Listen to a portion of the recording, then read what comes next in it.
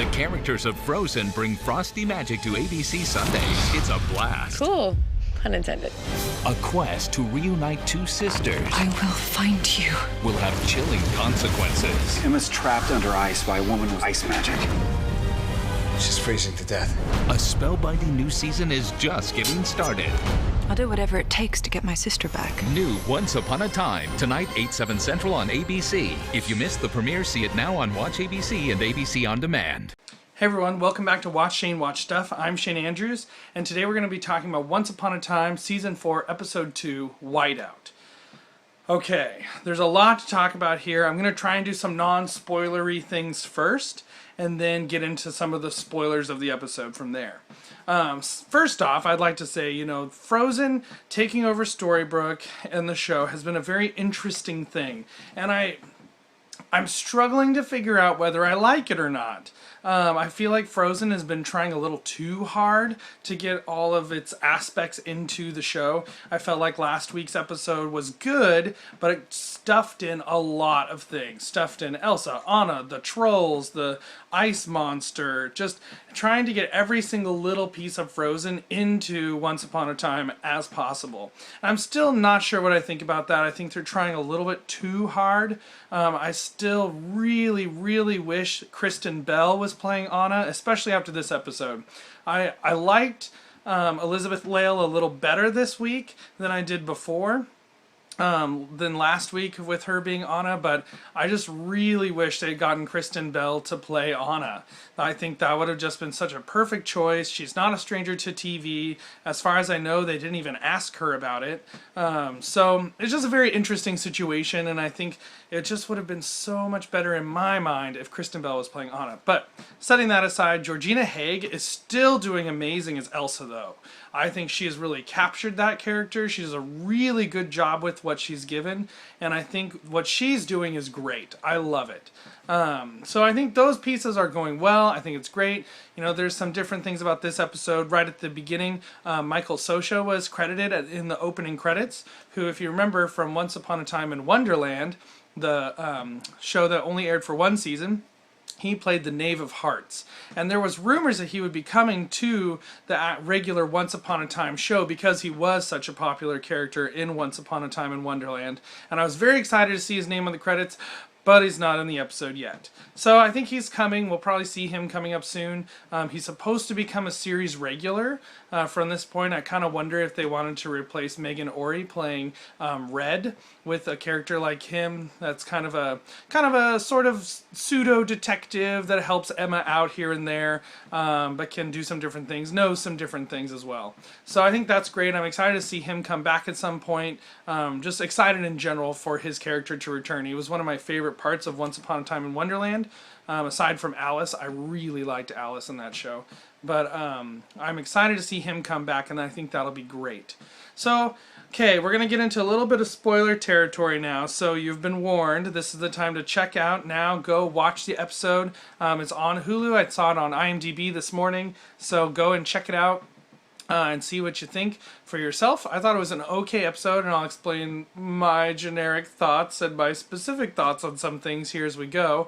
But this is your spoiler warning, so check out now if you don't want spoilers. Alright, here we go, some spoilers. First of all, in the past, when Anna is going into the Enchanted Forest, and the first person she comes across is David Nolan. In the past, David. So we find out that Kristoff and David were friends at some point or know each other. And my question for that was, how do they know each other? Where did they meet each other? How did this happen? Hasn't David always been living on this farm? Did Kristoff come by there at some point? I think that to me was a little bit of a strange stretch, and I felt like it was trying a little bit too hard and a little too convenient for my taste, and I was a little bit wondering what's going on here. And especially when David walked out with the long hair, I really did not know what to think. I just kept thinking, oh man, what in the world is going on here? We're back to the bad hair. I don't know. I just was having a lot of problems with it. But I really did like, though, the fact that Ruth, David's mother, was back. I love her character. She was one of my favorites the couple times she showed up in season 1 and season 2. And I just really love her character. I think she's a lot of fun, and she's just an awesome mom for David. And she knows how to take care of herself too, which I think is awesome. So I was really excited to see her back. That was awesome.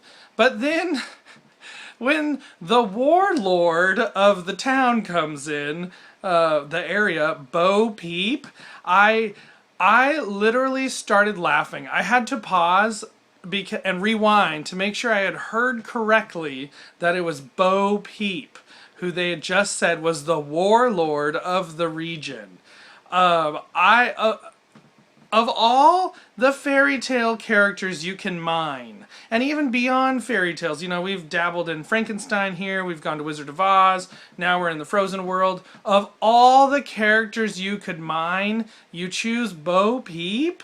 I didn't know what to think, and to make her like this warlord crazy woman who is like using her shepherd's crook to brand people and make them slaves. And what does that really mean? Like, we never saw an example exactly of what her staff can do except find people and also apparently blow them back.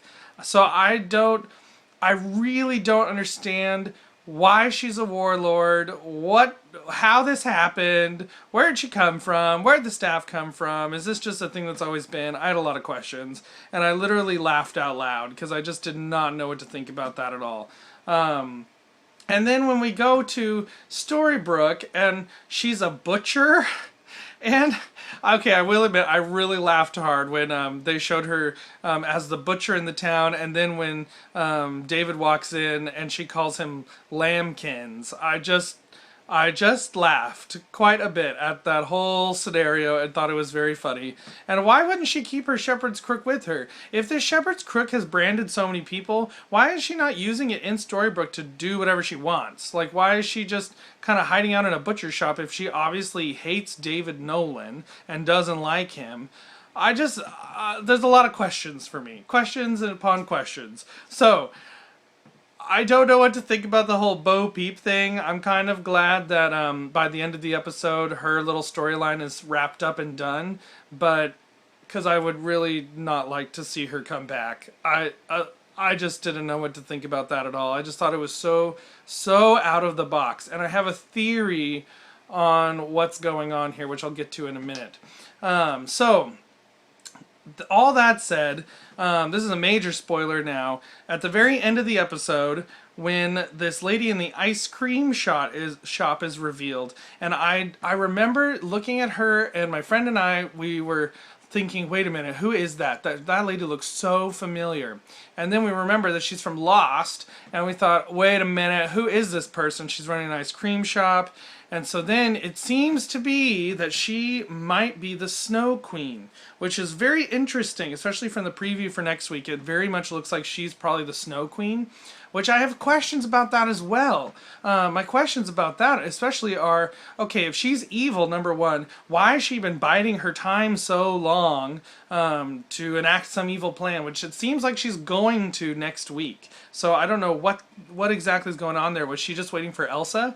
The other thing I'm wondering is, are they going to make her Elsa's mother? Like a real mother to Elsa? Because I know that, there's this whole thing going on with parents right now. Henry is trying to decide, like, going between his two moms and trying to find his, help his mom, Regina especially, to find herself in the midst of all of this. So is this going to be like a kind of a parallel storyline? Once Upon a Time loves to do these, where Elsa is actually running into her real mom, who's the Snow Queen, and is she the one who took Anna in the past? So I don't know, there's a lot of interesting questions. I just do wonder though why she has not, if she has some evil plan, why hasn't she enacted it now? Why has she been biding her time so long? And maybe they'll talk about that, maybe they'll reveal it, I don't know. But the other interesting thing about that is the fact that Frozen is based off the story of the Snow Queen by Hans Christian Andersen. And Elsa, in early incarnations of Frozen, was supposed to be the Snow Queen. So I think it's very interesting that this is the direction they're heading with this villain, making her the Snow Queen, and maybe Elsa is really the Snow Princess. I don't know, we'll have to find out, I suppose. So lots of interesting questions, lots of interesting things. I'm very curious what's going to happen with this, and why the Snow Queen has been brought into things at all. When I would really just, I kept thinking the entire episode, I would just love to see Regina and Elsa go at it. Ice versus fire. But apparently not yet. Hopefully sometime soon. We'll see. So that was very interesting. And I must say, just in general, the question I asked last night was, what is Once Upon a Time doing? What are they thinking? Like, what is the plan here? Because this episode almost seems to me like they kind of took the script and threw it up in the air and said, hey, let's see where it lands and what happens, and just go for it. And just kind of do whatever. I think if you're handling a property like Frozen, which has been so huge and so popular, you know, I think it's now reached the point of #1 animated film of all time. Why aren't you taking a lot more care to really think this through and really do just an amazing job with your storyline, not bringing in so many random pieces like Bo Peep and the Snow Queen now, and just all these different little pieces of this. You know, why not just focus in on Frozen? Why not take this time to really build a good story around Frozen? And you know, I will say this. I'm not throwing, you know, this episode out. I think it was good in a sense. It was okay. And I have faith in the producers and the directors and the screenwriters of Once Upon a Time. So, you know, it reminds me of when we were wandering around the jungle with all of them in Neverland the beginning of last season for 1-2 episode mini, I thought. But then we got this amazing story arc with the Wicked Witch of the West. So, you know, and like that whole section of Once Upon a Time, I think is one of my favorites. I loved everything they did with that. So I feel like, you know, this is not, I'm not giving up yet. I'm probably never going to give up on Once Upon a Time. I'll probably watch this show until it's off the air. But I am a little concerned about where they're heading and what they're doing and why they're not taking this a little more seriously. And my theory on that is this. I think that because Frozen is much more geared towards a lower age level audience, that's bringing Once Upon a Time's age level audience down a little bit. You know, recently I was rewatching season 1 of the show, and there are some pretty heavy themes throughout season 1. Some very complicated, just ethical stories. You know, especially with David and Mary Margaret and Catherine. Like that love triangle, so complicated.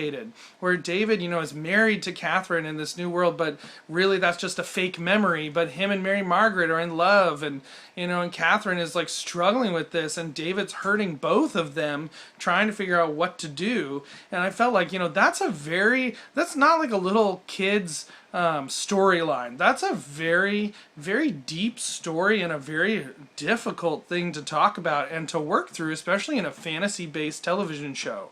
So, you know, I applauded Once Upon a Time for taking on a subject so difficult as that. And I feel like this episode, and even last week's episode, just seemed to skew the age level of the audience lower. And I wonder if they're just trying to capitalize on the fact that so many kids love Frozen and really identify with it, and so they want to kind of translate the show down to that lower age level. You know, these couple episodes have been pretty tame as far as, you know, what they're dealing with, what's going on. It's not been that threatening, so to speak. Things have just kind of been like, okay, we're going along here. Not like in some earlier episodes where you have Zelena, the Wicked Witch of the West, threatening to take Snow White and Prince Charming's baby to use in some sort of ritual. Like, that's crazy. So it's very interesting what they're doing. I'm very curious what they're going to end up doing with all of this. And, you know, the entire episode, I kept asking the question, where is Regina? Where is this quest for her to find the author of the book? That is so much more interesting to me than Bo Peep being a warlord in the Enchanted Forest. Or even Rumple, like, where's this hat? Why isn't he doing something with this? Why are they not exploring this hat and what they're going to do with it? And I think especially disappointing to me in some ways was at the very end of the episode when Ruth, David's mother, gives Anna the slip of paper that says, "This is the wizard you should go see." I was really hoping after the tease of the hat last episode that this would be Merlin or this would be the sorcerer from the Sorcerer's Apprentice. But instead it was Rumpelstiltskin. And I'm not opposed to that. I think it's great. I think Rumple, though, has been thrown under the bus so many times with so many different things and the reason why so many different people are in the terrible places they're in, that I'm just kind of ready for something a little different. And maybe it was just by that time in the episode I was a little bit of a hater, I'll be honest, and just trying to think like, what are you doing Once Upon a Time? Why is this happening? What are you doing to my show?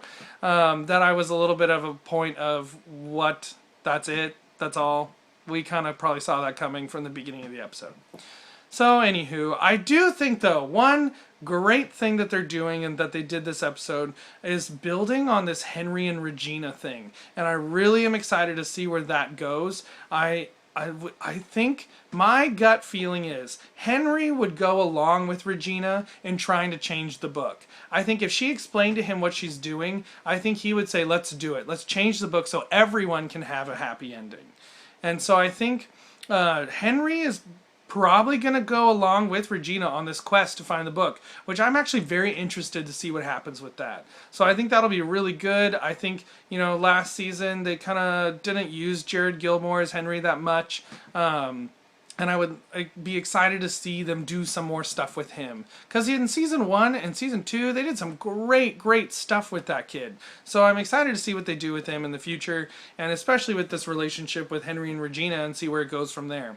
So, that's everything. Like I said, I don't know exactly what to think about this episode, Whiteout. I enjoyed it. I laughed. I did laugh, so maybe if they were going for laughs with the Bo Peep thing, then that's great. And the other interesting side plot was Snow White and Granny and the two dwarves in the power plant. I didn't know what to think about that either. But I laughed. I did laugh at that. So I thought it was funny. But, just not sure what to think at this point. So, you know, it's good. I'm still going to watch next week. Next week looks like maybe they'll bring it together a little bit here. You know, I feel like maybe they're setting up some pieces. And that's always kind of clunky to do sometimes, to set up pieces that you're going to use together later. So we'll see what happens with that. So, I don't know. Write down below, what did you think? Did you enjoy this episode? Did you like Bo Peep? Maybe you loved Bo Peep, thought it was the best thing ever. You know, maybe you think like what they're doing is just awesome. So, you know, write your thoughts down below. I'd be really curious to hear what you guys think. Thanks for watching, and I hope you have a great rest of today. Bye.